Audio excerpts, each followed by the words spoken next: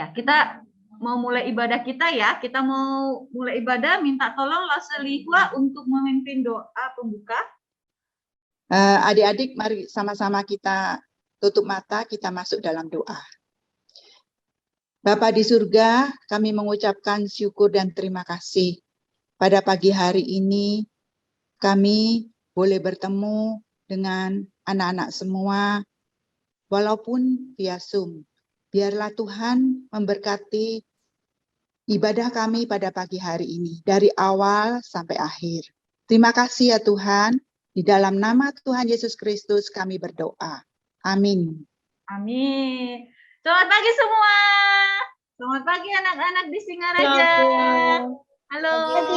Selamat pagi anak-anak yang di Selamat pagi. terakhir selamat pagi untuk anak-anak di pusat. Halo. Semuanya melambaikan tangannya. Halo. Ya, kita mau mulai ya pujian kita. Iya, aduh senang sekali ya bisa dengar suaranya, antusiasnya ya. Yuk kita nyanyi lagu My God is so big. Yuk, Allahku besar. Kita mulai ya.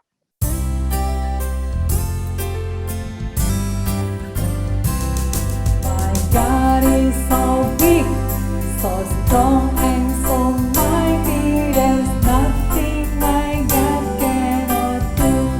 Oh, oh, my God is so big, so strong and so mighty. There's nothing my God cannot do. Oh, oh, the mountains are His, the rivers are His, the stars are His handiwork too.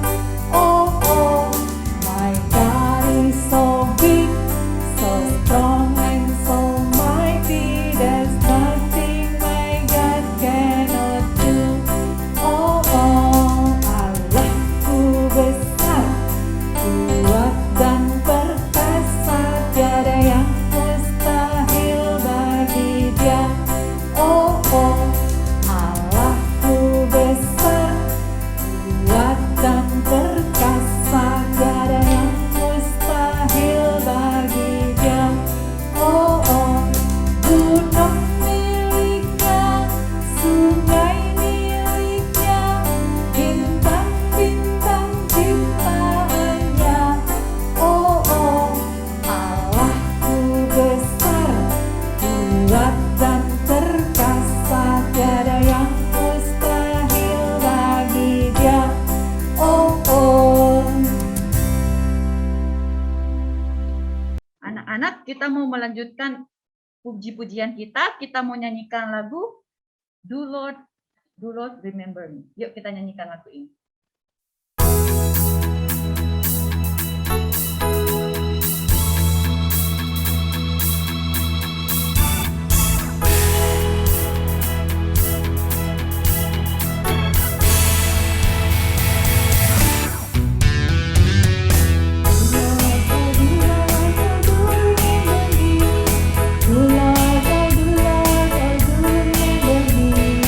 Do Lord,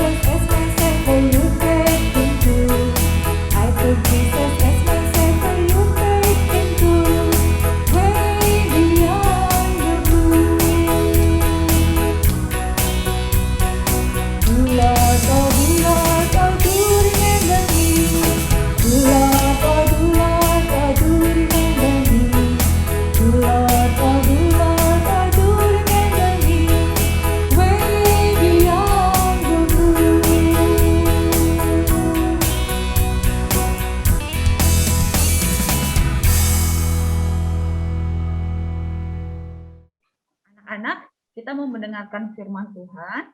Semuanya anak-anak mempersiapkan hati ya. Saya persilahkan Lause Heni untuk membawa firman. Halo, apa kabar semuanya? Halo. Senang ya hari ini bisa langsung ketemu anak-anak dan lihat anak-anak ya. Lause Heni bersyukur semuanya sehat, semuanya pinter-pinter ya. Lause Heni dengar dari beberapa guru, ada anak-anak yang dengan rutin mengikuti ibadah, memberi laporan, itu merupakan sesuatu yang menyenangkan hati Tuhan tentunya. Nah, hari ini kita akan bersama mau mendengarkan firman Tuhan. Lause Heni mau mengajak kita berdoa terlebih dahulu ya. Mari lipat tangan, tutup mata, kita berdoa. Bapa di surga, kami bersama datang kepadamu, kami berdoa, biarlah Tuhan yang berbicara di hati kami ketika kami akan bersama mendengarkan firman Tuhan. Biarlah Tuhan menolong kami ketika kami mempelajari seorang tokoh yang bernama Martin Luther. Biarlah ini menjadi sebuah ingatan di pikiran kami tentang bagaimana seorang anak Tuhan yang Tuhan pakai untuk menjadi berkat dan hidup melayani Tuhan. Bapa, Engkau berkati kami, Engkau berkati waktu ini. Terima kasih dalam nama-Mu Tuhan Yesus, kami berdoa, kami bersyukur. Amin. Nah, Lause Heni mau membaca satu buah firman Tuhan dulu ya. Lause bisa tolong Mas buka Roma pasal Lause Leni deh, bantu Lause Heni baca. Roma pasal 1 ayat 17 Lause.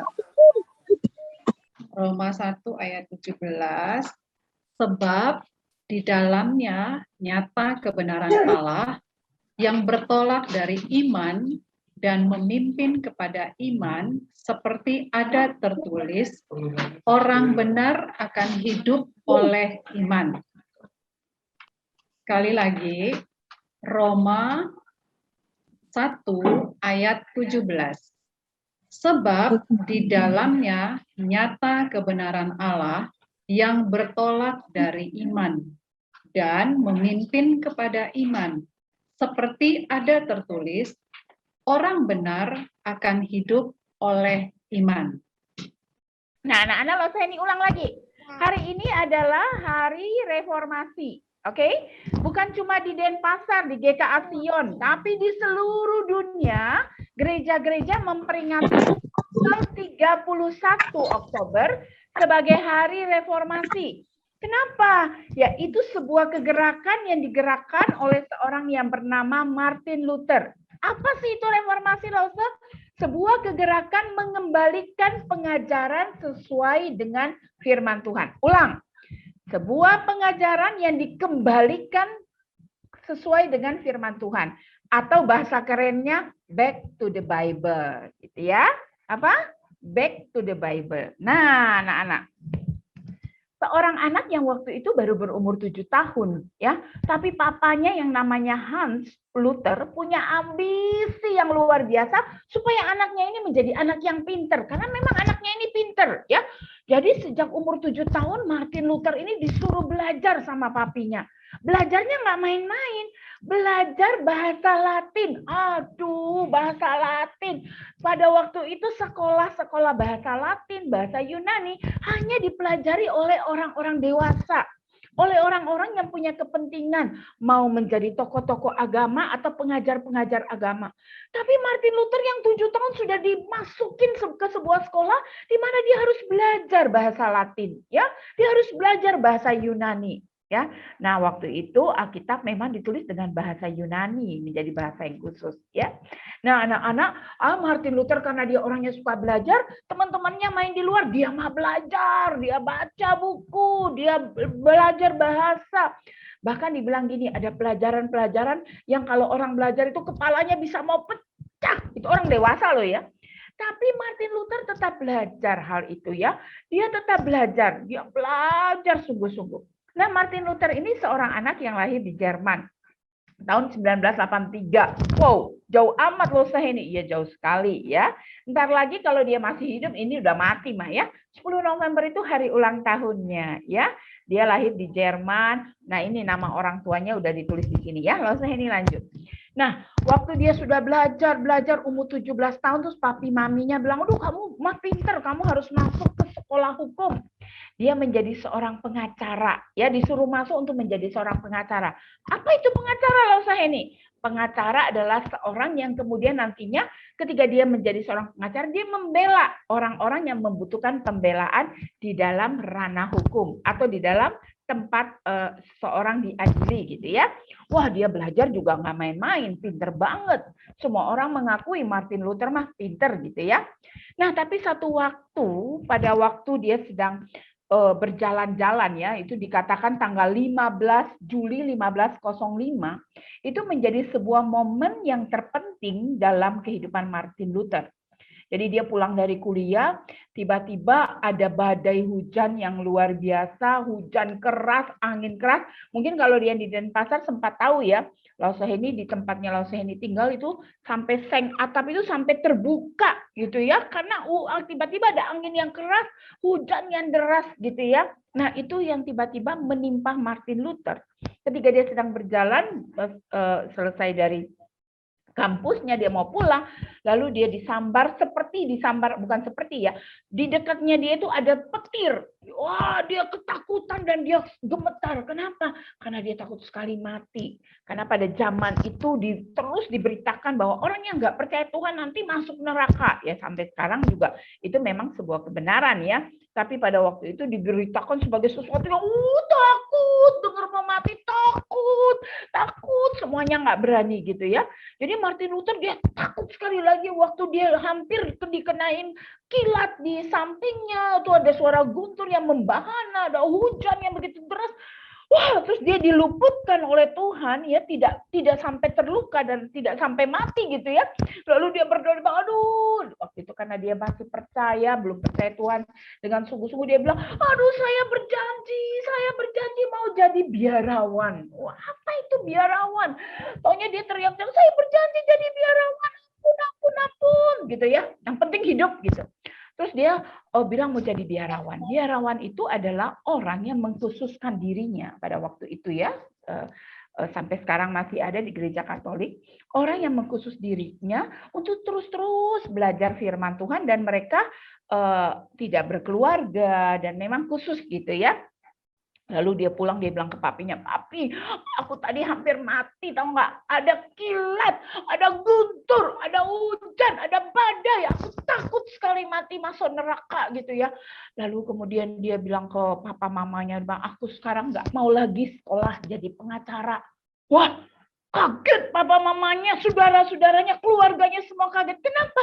Karena mereka berharap dia menjadi seorang pengacara yang bagus, yang luar biasa. Ya, mereka bilang, waduh jangan dong, kamu kan sudah terlanjur sekolah. Enggak, aku enggak mau, aku udah takut. Ternyata Tuhan mempunyai rencana lain bagi Martin Luther. Tuhan mempunyai rencana lain bagi Martin Luther. Orang tuanya berpikir dia jadi pengacara itu yang terbaik. Tapi Tuhan punya rencana lain bagi Martin Luther. 1505 tanggal 2 Juli menjadi sebuah titik yang membuat Martin Luther berpikir bahwa dia harus sungguh-sungguh belajar firman. Lalu dia ingat loh, dia pintar berbahasa Latin dan Yunani. Dia tahu bahasa Latin dan Yunani ya.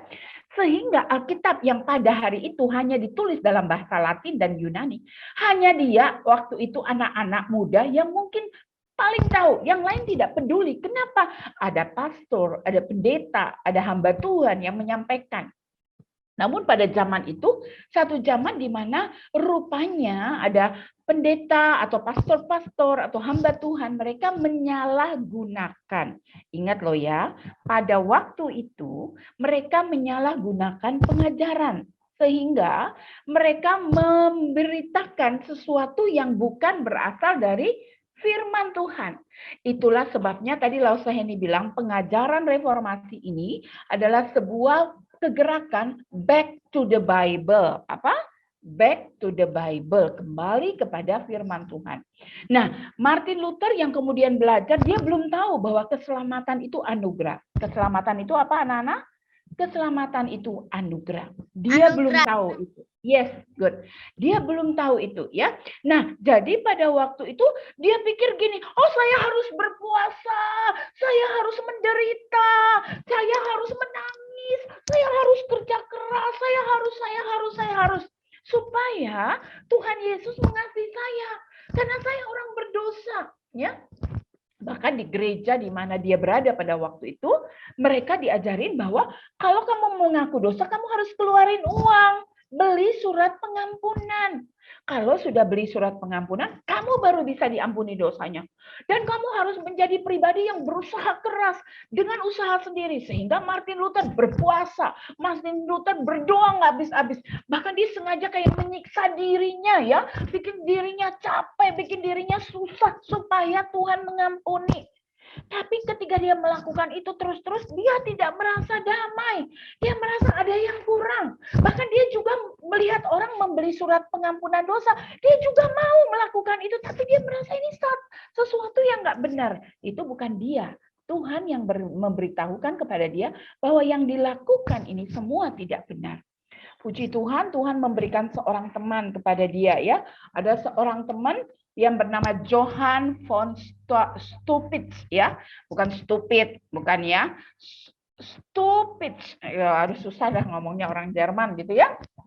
Nah, ini Tuhan memberikan Johann untuk mengingatkan dia. Kamu harus ingat. Ingat itu bahasa Inggrisnya apa? Remember ya. Kamu harus ingat. Ingat bahwa keselamatan itu bukan dari dirimu, tapi dari Tuhan. Keselamatan itu datang dari Tuhan. Dan keselamatan itu berupa anugerah. Oh, dia cuma dengar begitu saja. Ya, dia tidak sampai, oh ya, begitu ya. Enggak, ya.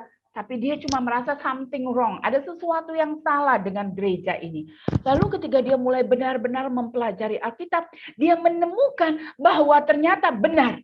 Yang diajarkan oleh pastor-pastor pada waktu itu keliru. Tidak ada di Alkitab bilang, kalau kamu selamat, beli dulu surat pengampunan dosa, nanti kamu diselamatkan.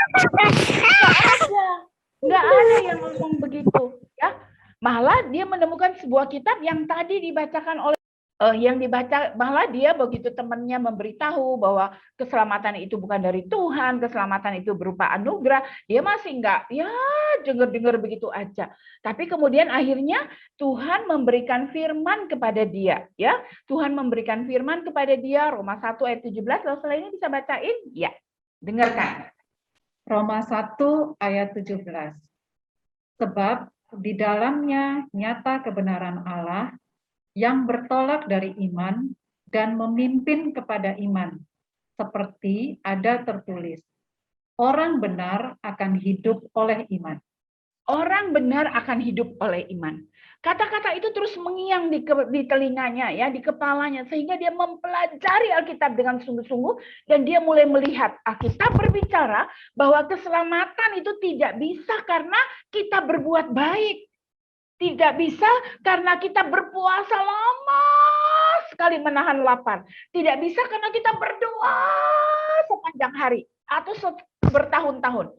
Lalu dari mana keselamatan itu? Firman Tuhan katakan keselamatan itu datang dari anugerah.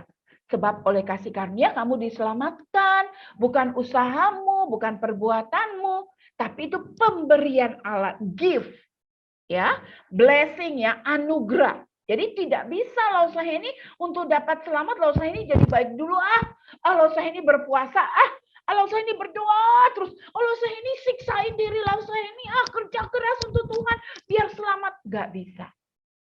Kalau berpuasa, berdoa, melakukan bagian pekerjaan keselamatan itu buah dari orang yang percaya kepada Tuhan. Jadi kalau saya ini udah percaya Tuhan, nggak usah disuruh-suruh, bisa berdoa, bisa berpuasa, baca Alkitab, rajin. Itu udah buahnya. Tapi untuk memperoleh yang namanya keselamatan, hanya anugerah. Hanya apa semua bilang? Anugerah. Semua anugerah. Nggak usah dibuka mic-nya, bicara aja. Iya, semua anugerah. Ya, kelas kecil, ya. Yang kecil-kecil, ya. Yang besar-besar, semua. Loh, saya ini nggak sebutin namanya, ya. Tapi kalian harus tahu bahwa keselamatan itu anugerah. Pemberian, misalnya begini. Kalian ini lagi melakukan kegiatan hari-hari. Nolong mama, papa juga enggak. Ya, Aragon ngapain tuh? Ya, nolong papa, mama juga enggak. Ini juga enggak, itu juga enggak, gitu ya. Nah, tiba-tiba papa, mama datang langsung kasih kalian hadiah. Sini, Papa Mama mau kasih hadiah. Hah? Aku tidak baik kok hari ini. Aku enggak nolong papi mami kok. Aku enggak bantu ngerjain PR kok. Aku enggak gini, kok dapat hadiah. Nah, seperti begitu kasih karunia ya. Jadi bukan karena kita berbuat sesuatu, tapi karena yang memberi mau memberi, yaitu Tuhan. Ya. Nah, bagaimana Martin Luther akhirnya bisa mengetahui bahwa yang diajarkan salah, yang ini yang benar? Karena dia mengerti firman Tuhan, dia membaca Alkitab. Betapa pentingnya kita membaca Alkitab. Pada waktu itu banyak orang tua, mereka tidak lagi menyukai Martin Luther. Mereka kejar, bahkan mereka mau menahan dia di dalam penjara. Tapi teman-temannya menyembunyikan dia. Lalu dalam persembunyiannya itu, dia menerjemahkan Alkitab dalam bahasa Latin itu ke bahasa Jerman. Pada waktu dia sudah bisa menerjemahkan ke bahasa Jerman, orang banyak mulai membaca Alkitab. Akhirnya orang-orang yang jahat yang ada di gereja itu mereka berkedok ya. Mereka berkedok bahwa mereka itu hamba Tuhan, orang-orang yang Tuhan utus tapi mereka melakukan hal yang jahat. Tuhan ungkapkan kejahatannya. Jadi tadinya orang kalau mau minta ampun, mereka harus beli surat dulu mahal-mahal baru bisa katanya habis itu dosanya yang diampuni. Ternyata itu bohong ya. Nah, Martin Luther tanggal 31 Oktober tahun saya ini lihat dulu 1517 dia mengadakan sebuah gerakan reformasi. Dia menulis 95 tesis ya.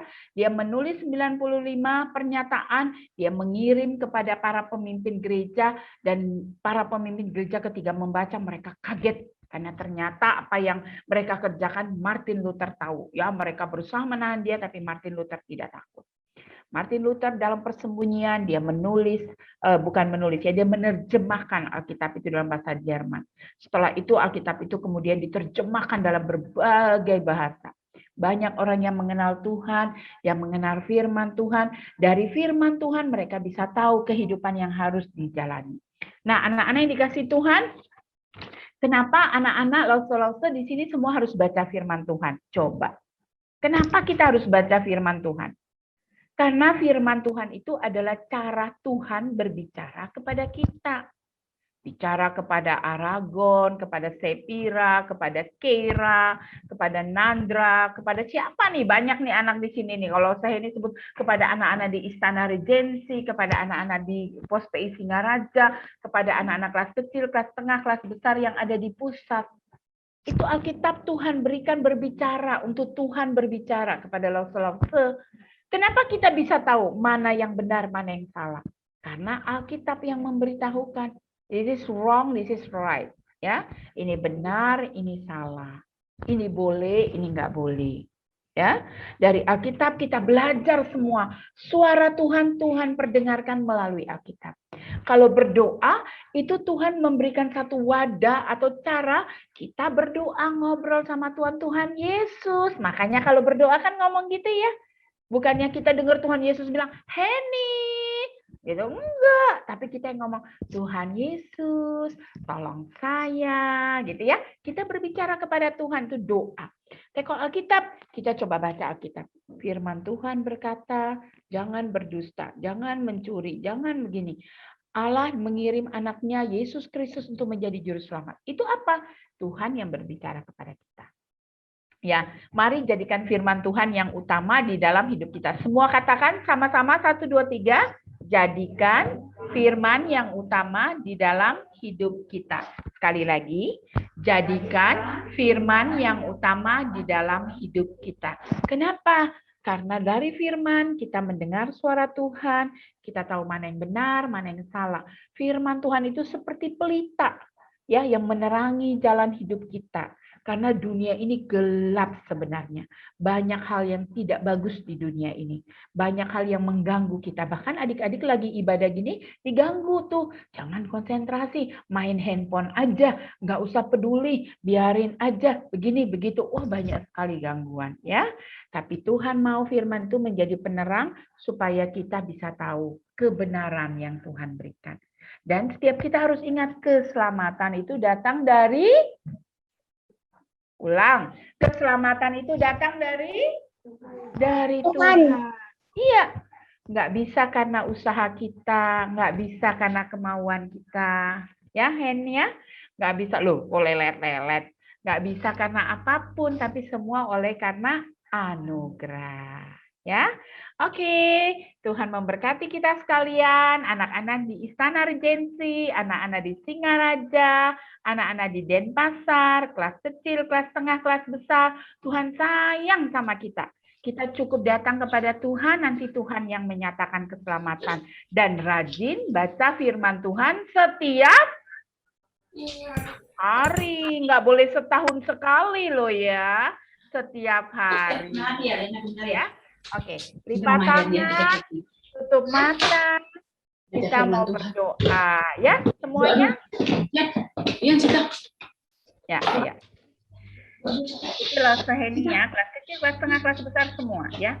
Tuhan Yesus, terima kasih karena Tuhan mengasihi kami.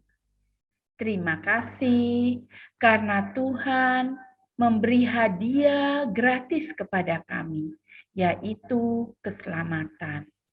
Ampuni kami karena kami bersalah di hadapan Tuhan. Kami berdosa, kami sombong, kami malas, kami tidak mau sungguh-sungguh baca Alkitab. Padahal Alkitab itu adalah wadah yang Tuhan berikan, di mana Tuhan berbicara kepada kami.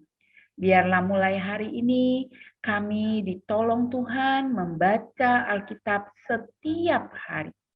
Tuhan tolong agar kami membaca Alkitab setiap hari. Dan Tuhan juga tolong agar kami menjadi anak-anak Tuhan seperti seorang Martin Luther yang siap selalu melayani Tuhan. Kami juga mau menjadi anak-anak yang melayani Tuhan, yang taat kepada firman Tuhan, yang menceritakan kepada banyak orang tentang kebenaran. Supaya teman-teman kami yang belum mengenal kebenaran, mereka bisa tahu ya Tuhan. Berkati kami semua. Kami mau menjadikan firman Tuhan menjadi pelita bagi kaki kami dan terang bagi jalan kami. Kami berterima kasih sekali lagi untuk anugerah keselamatan yang datang daripada Tuhan. Dan terima kasih untuk Alkitab yang adalah firman Tuhan yang Tuhan berikan bagi kami. Dalam nama Tuhan Yesus kami berdoa. Amin. Tuhan memberkati. Terima kasih Lose Heni. Nah, untuk ayat hafalan minta tolong Lose Shumei ya. Tolong dibacakan ayatnya Lose Shumei. Mazmur 119 ayat 105. Ulangi ya. Mazmur 119 ayat 105.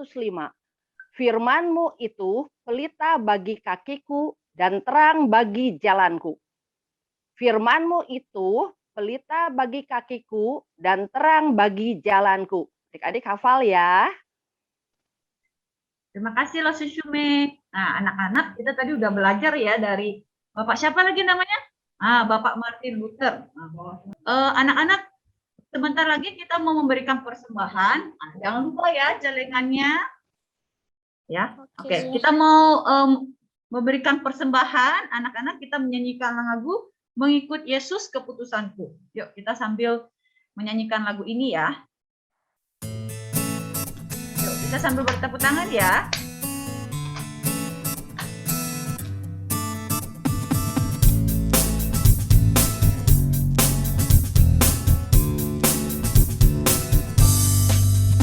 Mengikut Yesus keputusanku, mengikut Yesus keputusanku, mengikut Yesus keputusanku, ku tak ingkar, ku tak ingkar.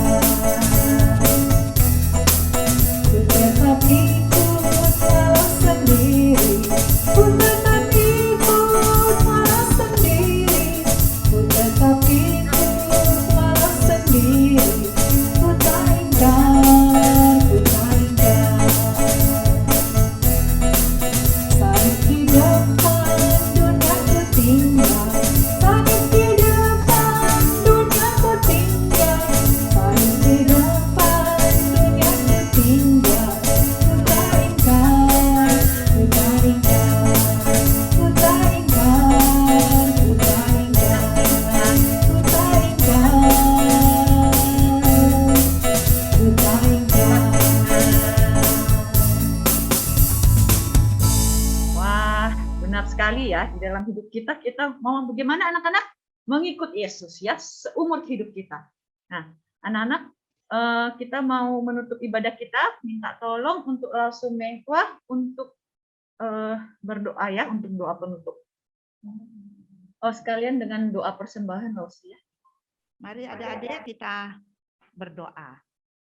Bapa yang bertakhta dalam kerajaan surga, terima kasih ya Tuhan, karena Tuhan sudah memimpin ibadah sekolah minggu pada pagi hari ini.